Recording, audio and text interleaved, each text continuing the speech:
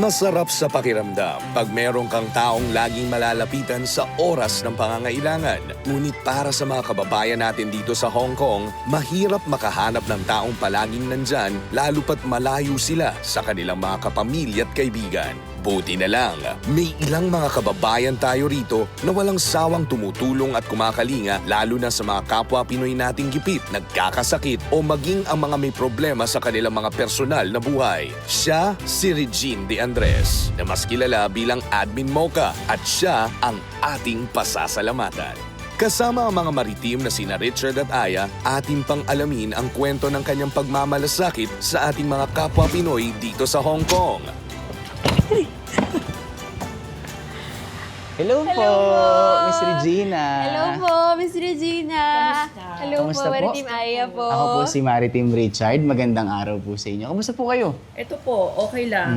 Gagagaling sa trabaho po. Kamusta po kayo? Okay naman po. At balita ko po, kayo din ay mas kilala sa tawag na Admin Mocha. Tama po Tama ba kayo yun? dyan. Opo. Kilala ko dyan kasi. Pwede niyo po bang ipakilala sa amin yung sino ba si Admin Mocha? Ano po bang ginagawa niyo?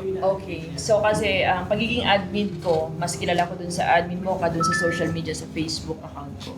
Yung Facebook account ko, which is ang pangalan dun is OFWs in Hong Kong. So, yung Facebook na yon is para talaga sa mga taga Hong Kong na mga kababayan natin dito. Mga kapwa ko rin ng mga OFW. So, ginagamit ko yon para sa pagtulong sa kanila, ma-extend yung mga tulong, halimbawa, pag may mga kailangan sila, as long as kaya ko. So, yun lang yung akin doon. Pag may lumapit, at tingin ko naman na kaya ko, kahit financial siya, or kahit sa anong bagay, legal man yan, Oh, walang talaga? problema. Tutulong ka? Charity, yes po. Oh, Basta ganun, sa ano? abot ng kaya ko. Wow. Ano na po ba yung mga natulungan niyo? May mga sakit or problema sa mga employers nila, kontrata nila. And kahit sa Pilipinas, pag may mga hindi maiiwasan na mga natural na mga Calamities, natin, yes. so part kami doon, ako doon na talagang tumutulong. So, ibig po sabihin kahit yung mga bagyo. Yes. Dito naman po sa Hong Kong, ano po yung mga sample po ng kontrata ng mga tinulungan niyo? Yung halimbawa, yung mga kontrata nila or ang mga passport nila, mga nahuhold, which is iyan kasi ay bawal talaga dito sa Hong Kong. Paano yung mga pinipirmahan namin doon? May mga naroon na hindi na yon nila trabaho or pinapatrabaho sila sa ibang bahay na hindi naman doon nakastate sa kontrata. So, kailangan namin itatama yon. Hindi ko makakalimutan dito kung bakit nagkaroon na po ng kasama na po talaga sa kontrata namin yung bawal na maglinis ng bintana. Talaga? Bawal na siya. Delikado. Delikado siya. So, ang hindi ko makakalimutan dyan, dalawa yung na-rescue through sa akin sa Facebook page namin na OFWs in Hong Kong. Pinapalinis sila sa pinakamataas na bintana. Bawal na bawal talaga yun. Kinausap namin yung ang labor attaché before at saka yung ATN section before, yung assistance to nationals, para po sila ay na-rescue. Araw na yun mismo na pagkatanggap namin ng balita na yon na ganun ang nangyari, so that they din po ay na-rescue din yung dalawa nating babae. Miss Regina, alam niyo sa dami ng alam kong mga kwento at mga naranasan niyo ng mga hingi ng tulong. Kailan nag-umpisa ito?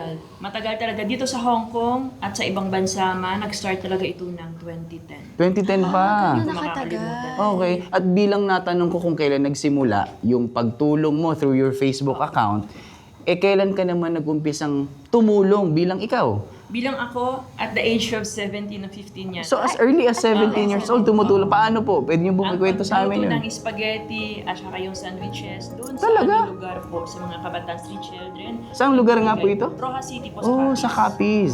Oh, So may feeding program po kayo sa talaga? So, meron yun. That time, nasa proper kami. So, ang lola at lolo ko, doon ako lumaki sa kanila. May mga kabataan dumadaan sa amin sa grocery sa tindahan.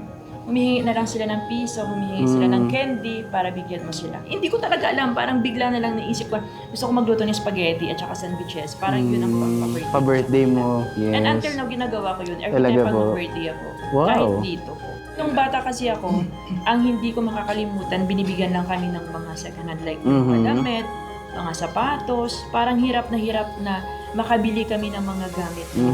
So ako, this time talaga, ang feeling ko, kung pwede naman bilang kita ng Bago. na sapatos, Yes. why not? Kung meron naman ako, bakit Yes. hindi? Kung pwede naman mapakain kita sa isang masarap na Yeah, kainan. restaurant, kainan. So, why not? Ganun po. Nakakatuwa naman. Bata pa lamang si Regina, namulat na siya sa realidad ng buhay at tila naging misyon na niya noon pa man na tumulong sa kapwa sa abot ng kanyang makakaya. At bilang ngayon po na lumaki na yung page ninyo, alam nyo, kaka-check ko lang kanina, nasa more than 200,000 na, I believe. Tama po ba? Ano naman po yung masasabi ninyong pinaka-memorable na natulungan ninyo doon sa inyong ginagawa ngayon na pagtulong? Yung pinakauna doon is yung meron siyang sakit na leukemia. Nung nandito siya, wala na siyang ibang malalapitan. So, isa siya sa mga tinulungan ko hanggang sa nauwi sa Pilipinas. Napabigyan namin siya ng sari-sari store. That is worth Kabuhayan. about 50,000. Wow. Almost mga ganyan siya. So, nung pinakahuli, nagsabi din naman ako sa kanya na tutulungan kita sa abot ng kaya ko at hindi kita bibitawan hanggat hindi ka pa okay. So, binitawan ko na siya.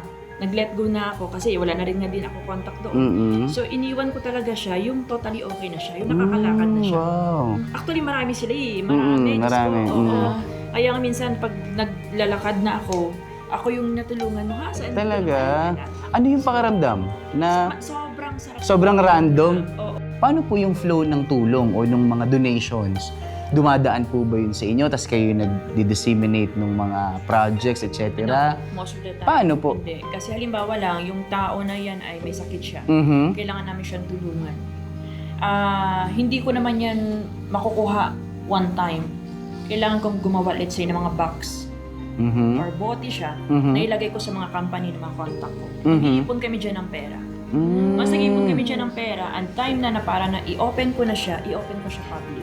Ang galing ano, sa dami po ng inyong natulungan, ano naman po yung masasabi ninyong para sa inyo?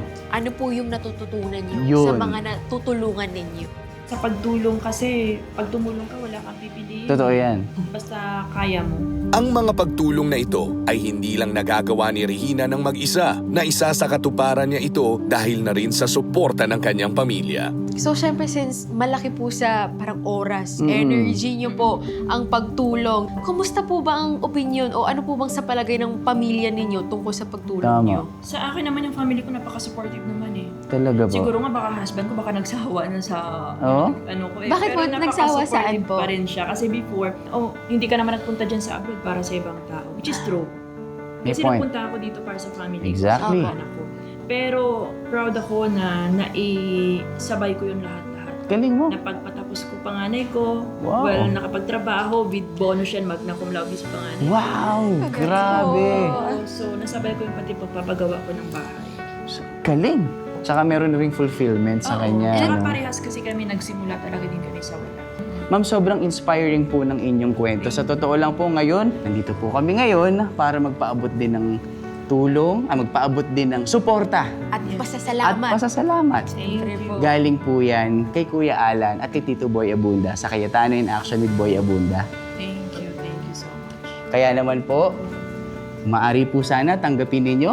Ito, ayan, bigay mo na kay Ate Regina. Ito po ang munting pasasalamat po namin para sa inyo na maaaring pong makatulong na kahit pa paano po sa inyo Hindi po, ko expect to. sa inyo Talaga? po, o sa mga gusto niyo po pong tulungan, di ba po? Munting regalo at Thank you pasasalamat na po namin sa Thank inyo you so to. much po talaga. Thank you so much po para sa syempre dito po nagpapasalamat ako unang-una po sa kay Kuya Alan at saka kay Tito Boy Abonda. Maraming salamat. I'm sure marami po ang matutulungan ko rin ito po. At hindi ko inaasahan to kaya thank you so much talaga. Maraming salamat po. Maraming Welcome po. salamat. Thank you din po sa inyo. Maraming salamat po, Admin Mocha. Adin mo ka. Maraming salamat, Regina. Ang kanyang gamit sa Facebook ay Admin Mocha. Kuya Boy, isang common denominator ng mga help groups na OFWs, yung social media. And I'm happy to talk about it kasi usually pag na-news ang social media, it's all about fake news. And of course, both sides are accusing each side of alternative facts, mali, fake news, inedit, etc. So every time yung katulad ni Sarah V, di ba, na paano niya ginamit yung WhatsApp groups to form Right. not only dozens and hundreds but thousands of yes. women who are all looking for certain things to do, very productive, can be social, can be economic. Tapos ngayon naman si admin Mocha naman, di ba, na yung personal experience niya na parang bakit may mga taong panay second hand, panay hand-me-down. Tapos nung nagbuo siya ng grupo, not only to help, but ibibigay ko sa iyo ay bago. So kapag ka ang may hawak ng social media ay people who want to help, to make a difference, to fight for what is right, di ba? So ang gaan magsabing Regina or alias Admin Mocha, salamat. Tama. 2 points. Social media, I'll build on it. Sana magamit talaga natin ang social media sa ganitong paraan. Makatulong, engage other people. My second point, naalala ko lamang to, we are really shaped. A large part of who we are is shaped by our experiences as children. Yung joy at trauma, di ba, pwedeng maghalo and to become Tama. positive. No? Mhm. So, Admin Mocha, thank you for showing people pwedeng gamitin at dapat Sa gamitin mabuti. sa tama ang social media. Maraming salamat. At habang pinag-uusapan ho natin yung magandang gamit, abay napakaganda ng magaganap sa ating pagbabalik. Dahil marami ang mananalo, marami ang sigurado akong sisigaw dahil tayo mamimigay ng premyo sa Alan Pia Pic at sa pagbabalik ng Cayetano in Action.